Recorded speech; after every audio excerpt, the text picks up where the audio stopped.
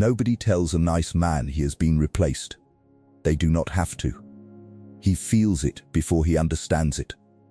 The energy in the room changes. The texts get shorter. The plans start happening without him. The girl who used to laugh at every sentence now answers in 3 flat words. The co-worker who once asked his opinion now nods absently and moves on. He notices but cannot prove anything, so he tells himself he is imagining it. He tells himself he is just tired, just overthinking, just being insecure. He smiles a little wider, tries a little harder, becomes a little more accommodating, a little more available, a little more agreeable, hoping the warmth he gives will buy back the ground he has been quietly losing. It will not, because what he is losing was never about warmth. It was about weight. A man can be kind and still command. A man can be gentle and still be respected. But a man who is too nice, endlessly accommodating, perpetually agreeable, structurally incapable of friction, has unknowingly entered a category most people respect in words and dismiss in behavior. He is filed under easy. He is filed under safe. He is filed under always available. And in the cold, private corner of every human nervous system, those words are not compliments. They are tags. They are categories of utility. They are the language of replacement. The brutal truth is that human beings rarely respect what is easy to access, easy to please, easy to pull back into orbit. They consume it. They use it. They wear it down quietly. And when something with more edge appears, someone less predictable, less eager, less afraid of being misunderstood, they migrate, not out of cruelty, but out of the basic appetite that drives all social behavior. People gravitate toward what costs something. Whatever requires no internal investment is whatever can be exchanged without grief. That is why the nice man feels the floor sliding under him and cannot name what is happening. He thinks he is being punished for kindness. He is not. He is being demoted for absence of weight. There is a man sitting in his car after a small humiliation he is not even sure qualifies as one. A meeting where he was talked over. A group chat where his joke landed in silence and somebody else landed an hour later in laughter. A woman who told him he is such a sweet guy in a tone that felt strangely like an obituary. He replays it. He looks for the moment. He cannot find a specific betrayal. There is no villain, no event, no declaration. There is only the quiet sense that the room has reorganized itself around him without his consent, that his position has shifted from someone whose presence carries pressure to someone whose presence carries comfort. And he begins to suspect, somewhere underneath the politeness he has built his entire identity on, that comfort is not what people protect. It is what they replace first. Because comfort can be reproduced, but weight cannot. And weight is exactly what too much niceness silently bleeds out of a man until he becomes interchangeable with anyone else who can perform the same function for the same emotional discount. He thinks he is being generous. He is actually being trained. Trained to absorb tone shifts, late replies, broken plans, half respect, casual disregard, soft cruelty. All in exchange for the right to remain in proximity to people who would not bleed for 1 minute if his name disappeared from their lives. That is the demotion no one announces. The one he must learn to read before reality announces it for him. Most men have been told niceness is a moral achievement. It is not. It is, more often, a survival tactic disguised as character. A learned posture, installed early, that taught him the world is safer when he keeps everyone slightly pleased. He was rewarded as a child for being agreeable, complimented for being calm, praised for not causing problems. And gradually he confused those compliments with identity. He grew up believing that the more pleasant he is, the more valuable he becomes. So he built a man around accommodation, then walked into adult relationships, adult workplaces, adult dynamics, and discovered something nobody warned him about. The rules are not the same out here. Out here, niceness without spine is read as availability. Out here, agreeability without standards is read as desperation. Out here, kindness without consequence is read as fear in a politer costume. Because human nature is not impressed by how soft a man can be. Human nature is calibrated to read structure, threat, value, scarcity, conviction, cost. It does not interview a man's intentions, it studies his pattern. And when the pattern is always available, always understanding, always forgiving, always cushioning everyone else's mood, the conclusion is not what a kind soul. The conclusion, often unconscious, is closer to, this man's presence has no cost. Therefore, his absence will have no weight. That is the brutal arithmetic. It is not personal. It is structural. You can see it in the office. A loud, slightly difficult man with average competence walks into a meeting and the room adjusts around him. People monitor their tone. They pay attention to his face. They want him on their side.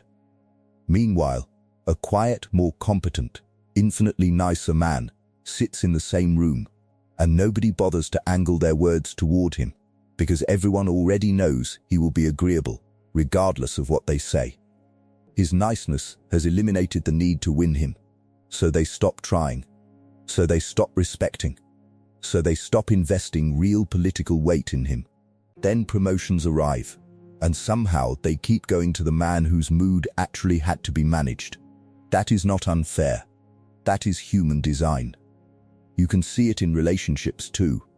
A man does everything she suggests is romantic, never argues, never disappears, never disappoints, never disagrees, never carries his own gravity. He treats her like a goddess and treats himself like an applicant. Then one day she pulls away and uses the most quietly devastating sentence in the English language. "You're a great guy. I just don't feel it the way I used to." He thinks he failed by not being nice enough. He failed by being too predictable to crave. There was nothing to chase, nothing to wonder about, nothing inside him that resisted absorption. Her nervous system has been telling her for months that nothing about him is rare. Niceness, without scarcity, becomes background music. And nobody mourns background music. They just turn it off and play something else. That is why niceness, by itself, is not a virtue. It is a signal, and the signal it sends depends entirely on what is underneath it. If kindness sits on top of standards, on top of self-respect, on top of a man who is willing to lose people rather than betray himself, then it is luxurious. It is rare. It is a chosen warmth from a cold structure. That is what real men of weight project. They are not harsh. They are not aggressive. They are simply not afraid of friction. Their kindness is a gift, not a tax they pay to remain liked.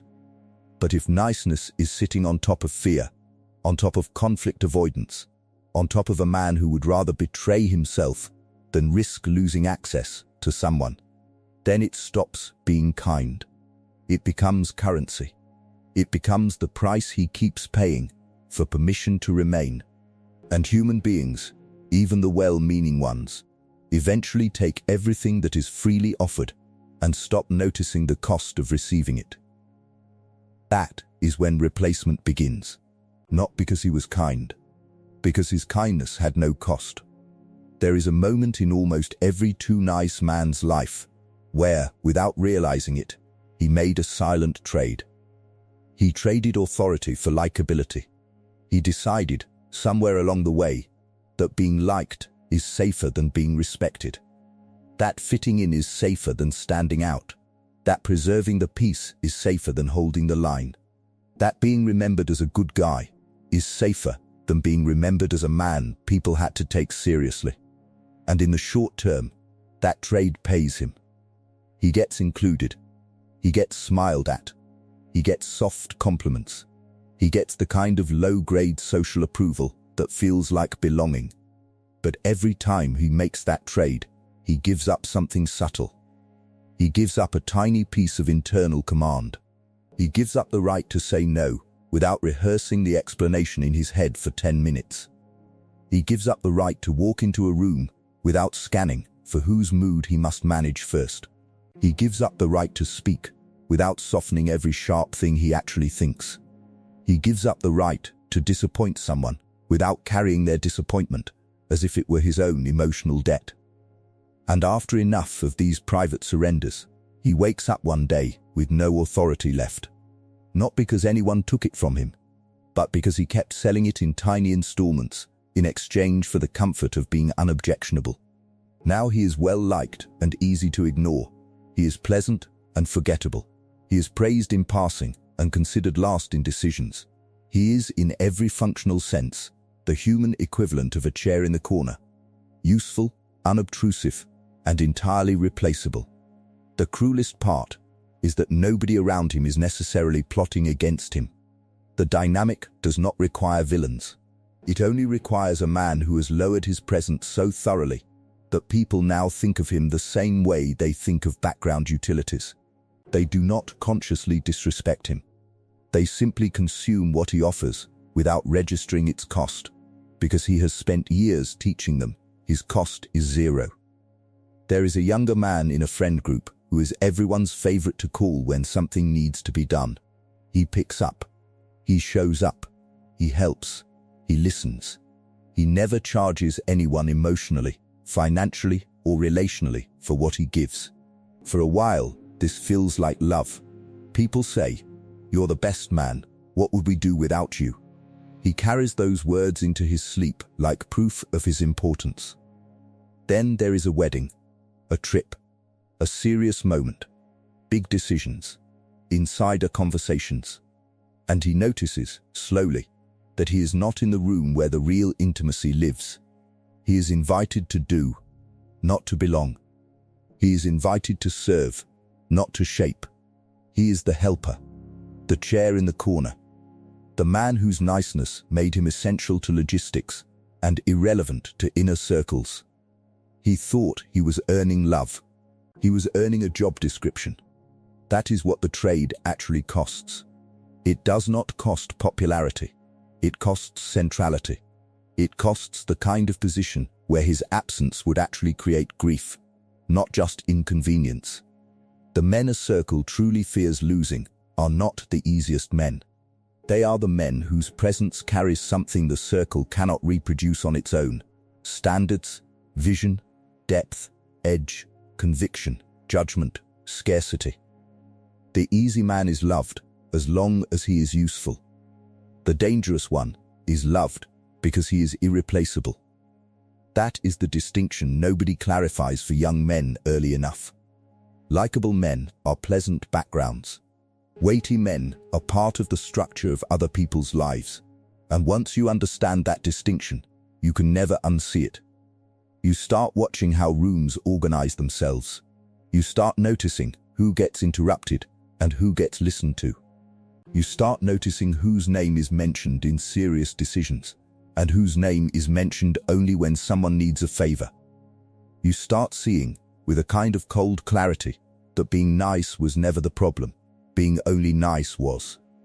Niceness as a man's whole identity is a thin coat in a cold room. It looks decent until the weather actually arrives. If this is the line that finally landed for you, wait. Because the moment a man stops trading his authority for his likability, the rooms in his life begin reorganizing around him in a way they never could when he was busy being everyone's favorite chair. You are being read right now by everyone around you, not consciously, not maliciously, not even articulately, but constantly. Their nervous systems are quietly running diagnostics on yours. They are testing tone, latency, posture, response time, hesitation, language patterns, eye contact, what you laugh at, what you avoid, what you tolerate, what you fold under, what you double down on. They build a model of you faster than you can introduce yourself. And once that model is built, it tends to harden. They will keep relating to the version they have decided you are, even if you slowly try to change it, because human beings rarely update their models without being forced to. This is why first impressions are not magical. They are structural. People do not see your character. They see your behavior under small pressure and extrapolate. The waiter is rude. Do you become smaller or stay even? Someone interrupts. Do you yield or hold the floor? A friend cancels at the last minute. Do you absorb it cheerfully or let your displeasure exist in the room? A woman pushes a boundary. Do you laugh nervously or restate the line without apology? In each tiny moment, you are not just acting. You are being filed. The too nice man tends to fail these micro-tests in a very specific way. He folds early. He smooths over. He absorbs friction so quickly that the other person never has to negotiate with his standards, because his standards never even surfaced. Then he wonders why people walk over him later. They are not walking over him later. They are walking over the model of him they built during the first 30 seconds of contact, the one in which he taught them, through behavior, that walking is allowed. Most men think they are revealing themselves through their words. They are revealing themselves through their reactions. A man sits down for a meeting that matters more than he lets on. He has practiced his lines. He knows what he wants. He has rehearsed the pitch in the shower 3 mornings in a row.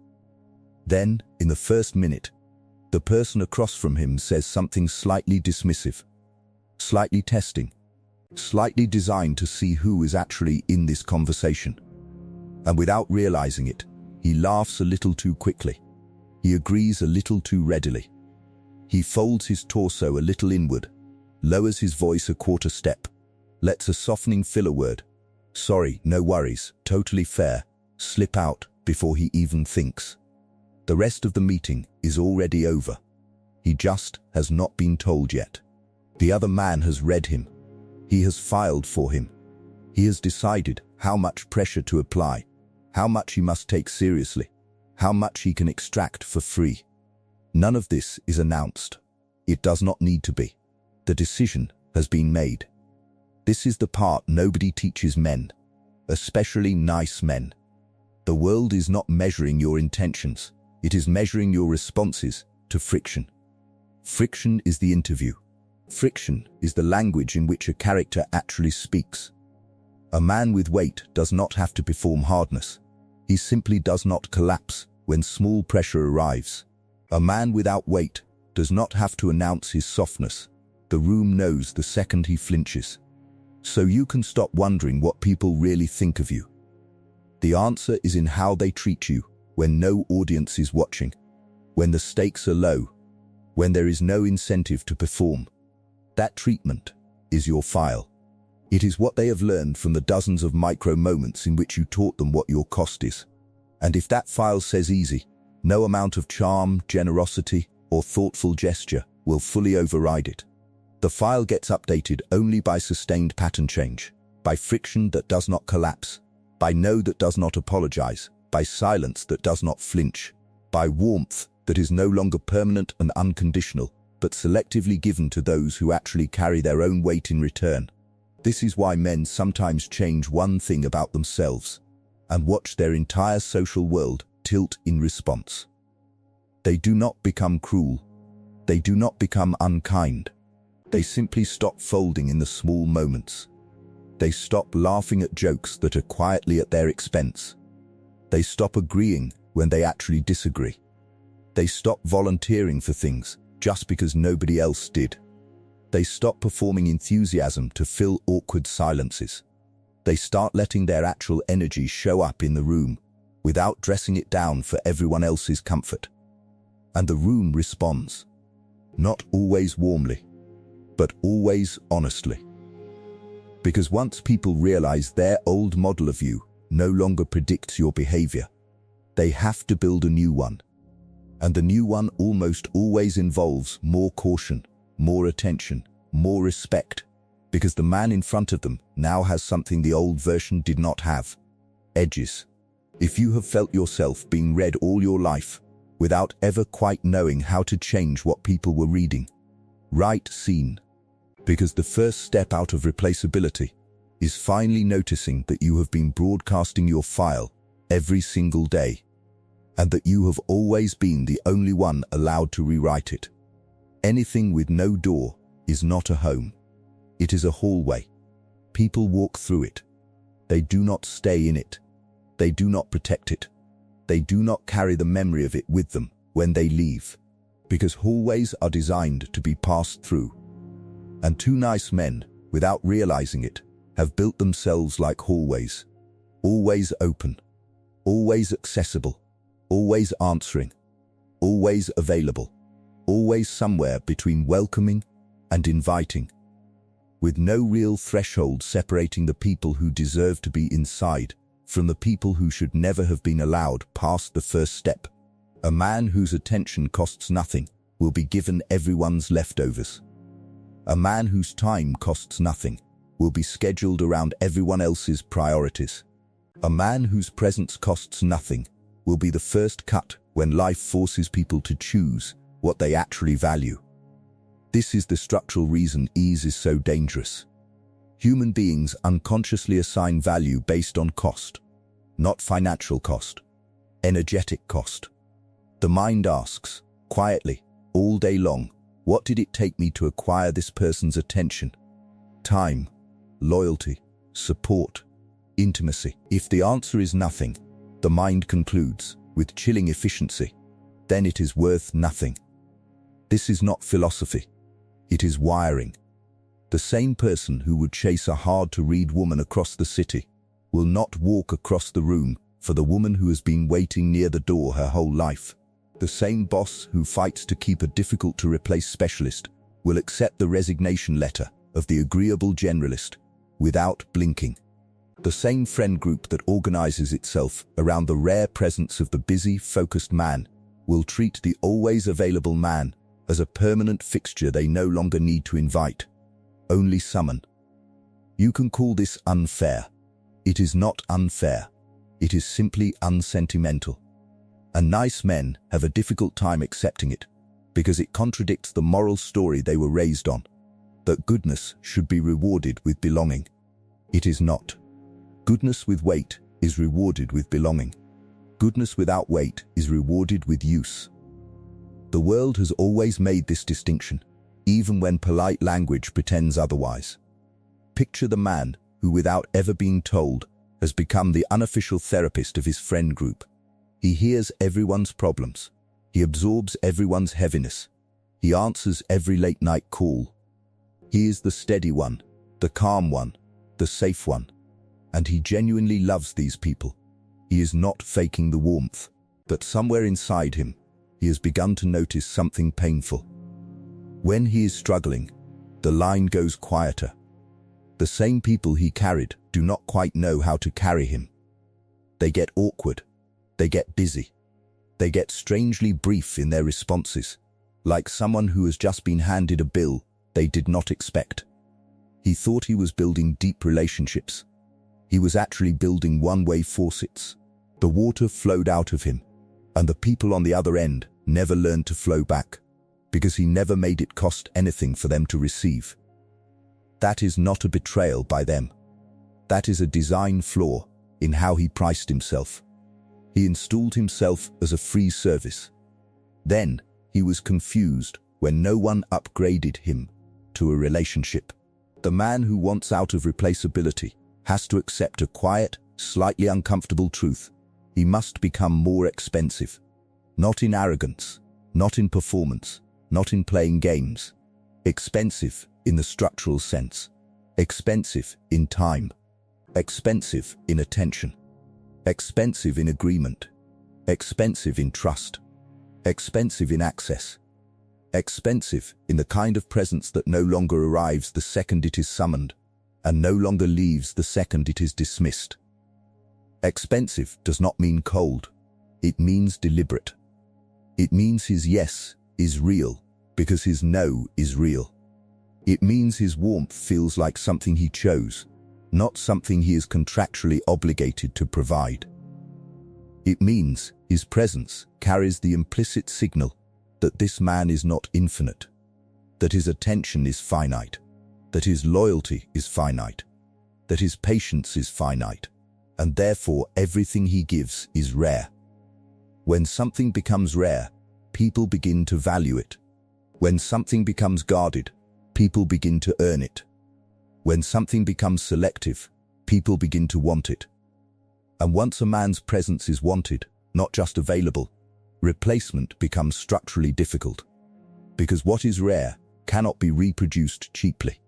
He stops being a nice guy you could find anywhere and starts being a specific man, in a specific place with specific standards that no replacement can simulate without doing the same internal work he has done. If you can feel that this is the renovation your life is asking for, right cost. Because the moment a man stops being a hallway, the people in his life have to decide whether they actually want to live there, or whether they only liked the fact that the door was never closed. A man does not stay in the role of replaceability because he is stupid. He stays because he has built a private theology around it, a set of small, comforting lies that explain why his current behavior is morally superior, even when it is producing inferior outcomes. These lies feel noble to him. That is what makes them so dangerous. The visible vices are easy to break because they shame him in public. The invisible ones, the ones that wear the costume of virtue, are the hardest to surrender because they let him keep his image of himself intact while he quietly bleeds power. The first lie is this: I am not like those other men. I do not need to be hard. I am better than that. That sentence sounds spiritual. It is often just fear in liturgical robes. The too nice man uses contempt for those other men, the loud ones, the arrogant ones, the aggressive ones, the ones who clearly take up too much space, as a way to dress up his own avoidance of presence. He confuses softness with elevation. He confuses absence of edge with absence of ego. He looks at men who command rooms and quietly tells himself that he is too evolved to participate in such crude social games. But evolution is not avoidance. A man who has never been able to hold his ground is not above the game. He is hiding from it. Real masculine evolution is not the absence of fire. It is fire that obeys its owner. It is a man who could dominate a room but chooses warmth, could end a relationship but chooses repair, could destroy a structure but chooses to build. Without the cloud, there is no choice. There is only timidity dressed in spiritual vocabulary. The second lie is this: if I am good enough, kind enough, patient enough, eventually they will see my value. This is, in many ways, the central religion of the too nice man. He believes value is recognized by sustained generosity. So he gives and gives and gives and waits to be noticed. He waits to be promoted, waiting to be chosen, waits to be moved from the friend zone, the support zone, the helper zone, into the inner circle. He waits for the universe to file his receipts and present the invoice on his behalf. It will not. Human beings do not respond to accumulated unspoken merit. They respond to displayed weight. They respond to what they can see and feel right now. The man who waits to be discovered is, in practice, the man who is teaching everyone around him that they can take more without ever having to give back. They are not being cruel. They are simply responding to the data he keeps providing. Value that is not protected is not perceived. Value that is freely poured out is eventually freely walked over. He is not being underestimated. He is being accurately read. The third lie is this: I would rather be liked than feared. I do not want anyone to be uncomfortable around me. This one is interesting, because it almost always hides a deeper truth. I cannot tolerate the discomfort of other people around me. It is not about them. It is about him.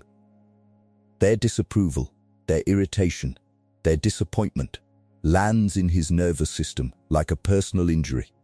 So he reshapes himself, sentence by sentence, gesture by gesture, decision by decision, to keep their internal weather warm. He tells himself, this is empathy. It is not.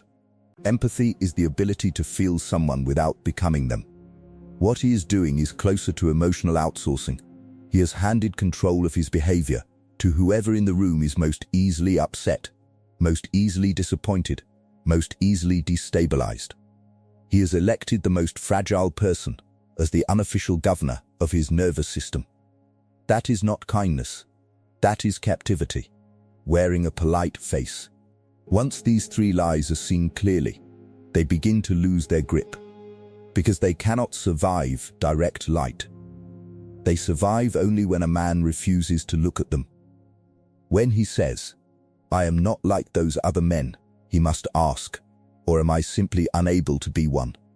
When he says, "They will eventually see my value," he must ask, or am I waiting because acting would expose what I never built? When he says, "I do not want anyone uncomfortable around me," he must ask, or do I just need everyone to be calm so that I can stay calm? Those questions are not gentle. They are not supposed to be.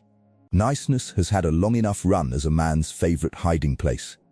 At some point he has to be willing to interrogate his own virtue and find out whether it is actually a moral choice or a quiet form of self-protection that has been quietly costing him his life. There is usually a day, not a dramatic one. No music, no witnesses, no social media posts. Just a quiet hour somewhere in the middle of an ordinary life, when a too nice man finally lets himself feel the full weight of what his niceness has been costing him. He sees it all at once: the friendships where he has been support staff, the relationships where he has been a reliable utility, the workplaces where he has been overlooked while less talented men climbed, the years he has spent training people to underestimate him by performing easiness in every single interaction. He does not cry, necessarily. He does not rage. He just sits with it. He feels how tired he is, how invisible he has become, how long he has been smiling at his own demotion. And then, without announcing it, he changes one small thing. He says no, without softening it. He lets a silence sit in a conversation that he would normally have rushed to fill. He tells someone, with full clarity, that he will not be available for the thing they assumed he would say yes to. He hangs up a call on time, instead of staying on for another 20 minutes of someone else's monologue. He stops adding just, maybe, no worries to sentences that do not need them. He lets someone be disappointed in him and does not try to repair the disappointment. These are tiny moves, almost invisible to outsiders. But internally, something shifts. He starts noticing his own breath returning to him. He notices how much of his nervous system has been outsourced for years to the comfort of strangers. He notices that the panic he expected to feel when he finally said no does not actually arrive. Or, if it does, it is smaller and shorter than he imagined. He notices that the world does not collapse when he is not perfectly accommodating. He notices that some of the people who pulled away when he stopped being infinitely available were, in fact, people he should have stopped being available to long ago. And he notices something else, more subtle, a kind of quiet, internal applause from a part of himself he had nearly forgotten existed. The part that always knew.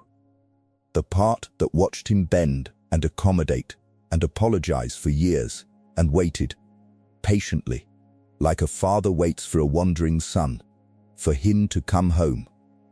He is not becoming cruel. He is becoming located. For the first time in years, he is in his own body, in his own life, with his own standards, no longer up for negotiation. The warmth he gives now is warmer, because it is no longer mandatory. The kindness he extends now is heavier, because it is no longer a tax he pays for permission to exist near other people. He still helps. He still cares. He still listens. But not always. Not on demand. Not without discernment. His warmth has become a gift again, instead of an expectation. And that single shift changes the entire economy of his relationships. The friends who related to him only as utility begin to find him less convenient and slowly fade. He lets them. The romantic partners who related to him as a soft fallback option begin to find him harder to control and either rise to meet him or self-eliminate. He lets them. The co-workers who related to him as the easy yes begin to encounter unexpected resistance and either learn to negotiate with him as an equal or quietly resent his evolution. He lets them resent. Their resentment is no longer his project. He has discovered that he was never responsible for managing other adults' feelings about his standards. And the people who remain after this filtration are different people. They are not necessarily more in number. Often they are fewer, but they are real. They are the ones who actually wanted him, not the function he was performing. They are the ones who can handle a man with edges, a man with a man whose attention is not a public utility. They are the relationships in which he is, for the first time in a long time, irreplaceable. Because what he is bringing to them is no longer a generic kindness anyone could mimic, but a specific, weighted, sovereign presence that belongs to him alone. This is what the world cannot fake. This is what cannot be replaced. Not because he became hard, because he stopped performing softness as a strategy for survival and started giving warmth as a sovereign decision from a man with weight. If this is the day you feel arriving for you, right located. Because once a man returns to himself, replacement stops being a fear and starts being something he simply stops qualifying for.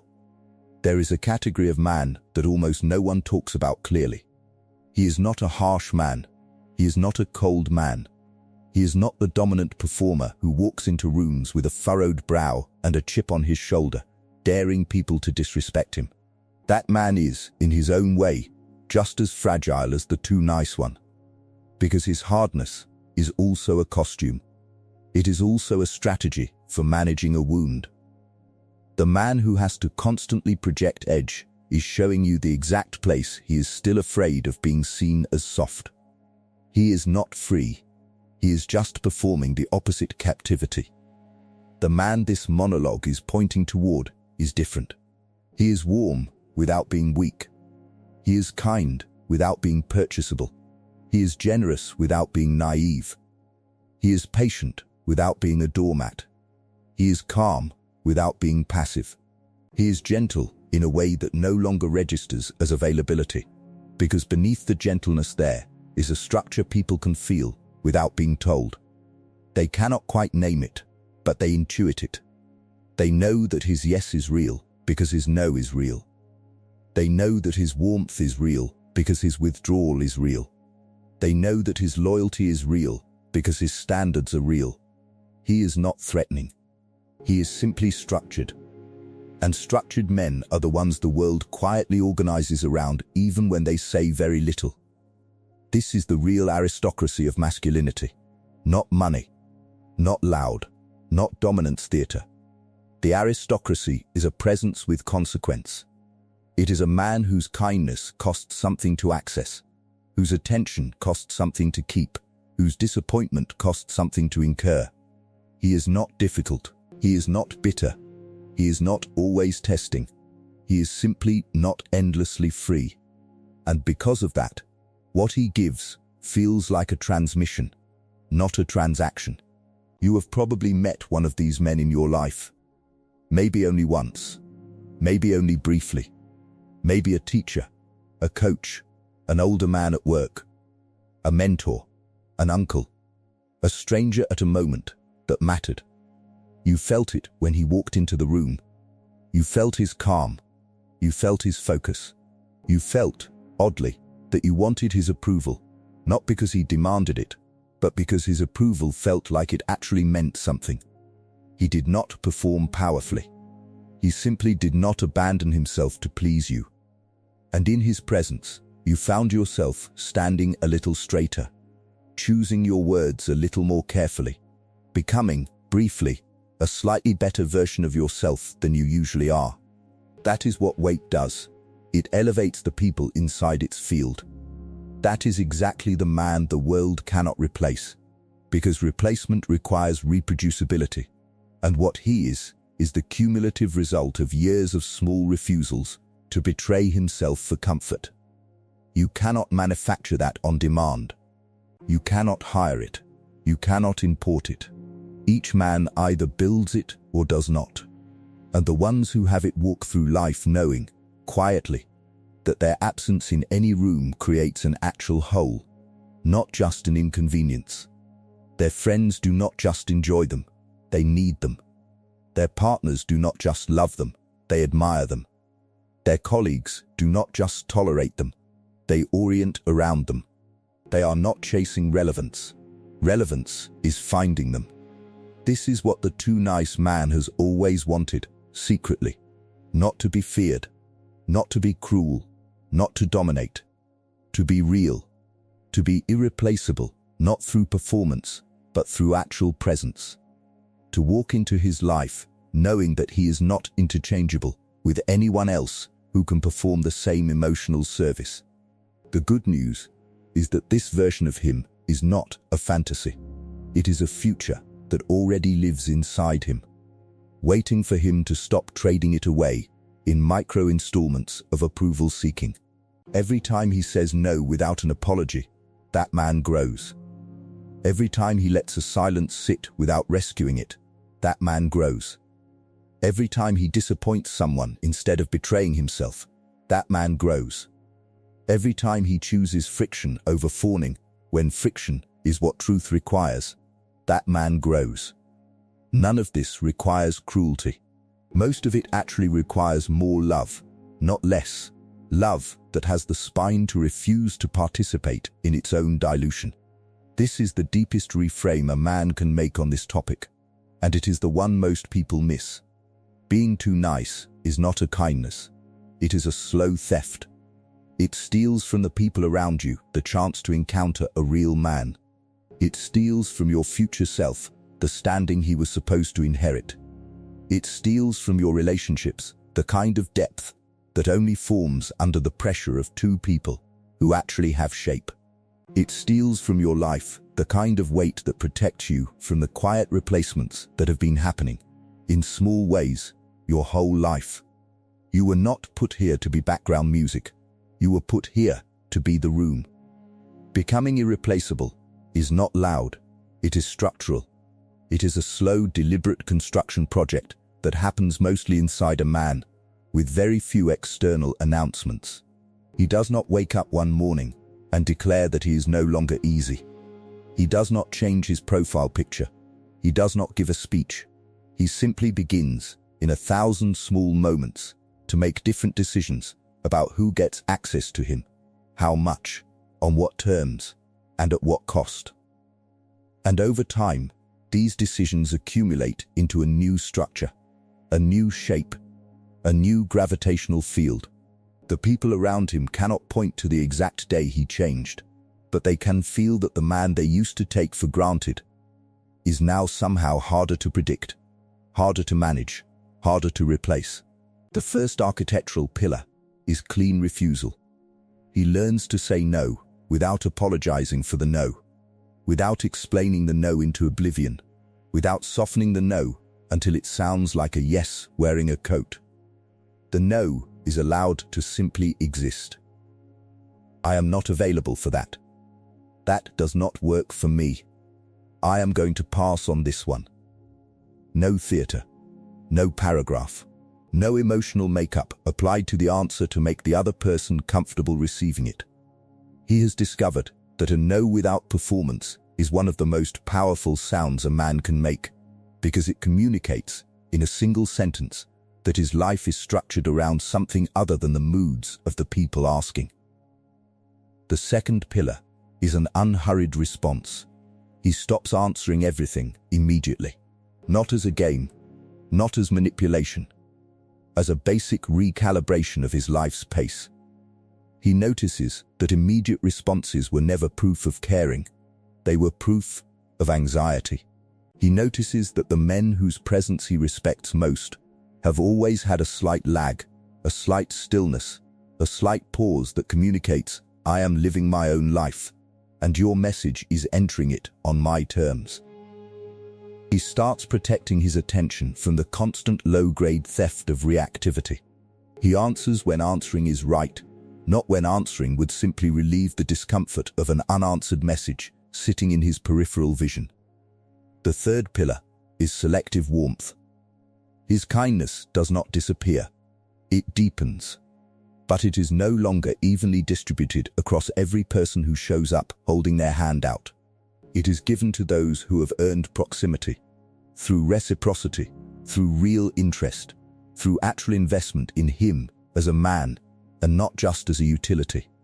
The strangers, the half-friends, the casual acquaintances, the energy vampires, the chronic takers, the people who only call when they need something, they begin to feel a slight cooling.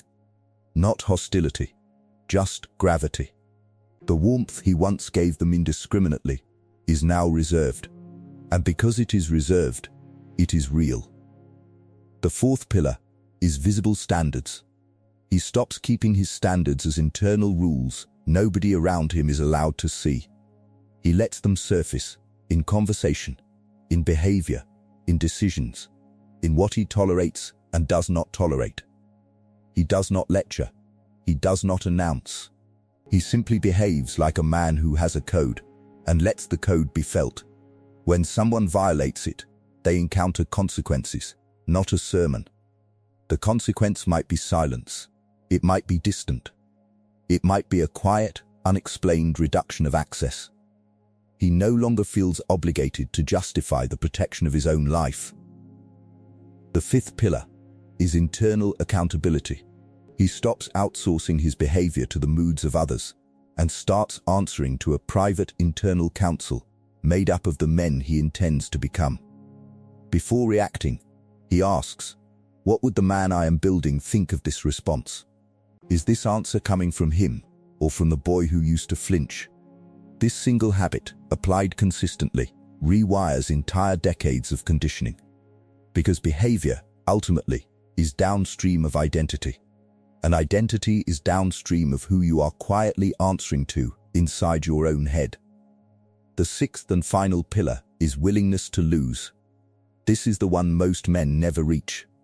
The willingness to lose people, to lose friend groups, to lose romantic partners who only loved the easier version, to lose professional opportunities that required betraying his line, to lose the cheap belonging that came from being agreeable, in exchange for the more expensive belonging of being respected.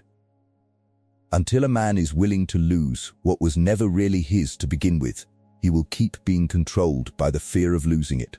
And as long as he is controlled by that fear, he will keep producing the exact behavior that ensures his eventual replacement anyway.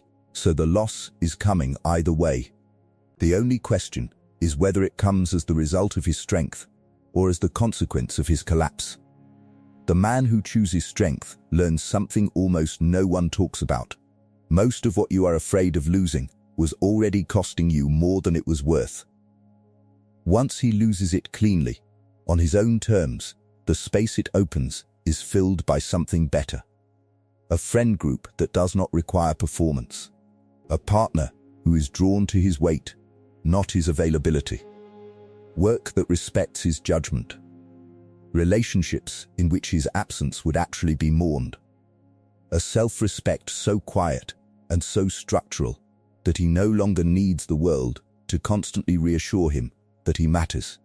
Because he has stopped asking the world that question. He has answered it on his own. If you can feel this becoming the architecture of your next decade, right built. Because the man who builds himself this way does not have to fight to be irreplaceable. He simply becomes structurally impossible to substitute. So let the truth land plainly, without ornament. Being too nice is not making you loved, it is making you optional. Every smile you have used as a shield, every yes you have used as a hostage payment, every apology you have offered in exchange for the right to stay in the room, every time you have softened your edge so someone fragile could sleep more easily at night, each one has been a quiet vote, a vote against the man you were supposed to become, a vote in favor of the comfortable, well-liked, easily replaced version of you. The world has counted those votes. It has tallied them in promotions you did not get, relationships that quietly cooled, friendships that turned into one-way streets, opportunities that went to louder, less competent men whose presence at least cost something to ignore.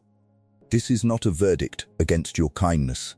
It is a verdict against your strategy. Kindness was never the problem. Unconditional, unstructured, unsovereign kindness was. Kindness that paid every bill before being asked. Kindness that did not know the difference between generosity and self-abandonment. Kindness that confused warmth with availability and confused availability with love. That is the kindness that has been quietly burying you under the weight of your own niceness for years. The fix is not to become harsh. Harsh men are not respected.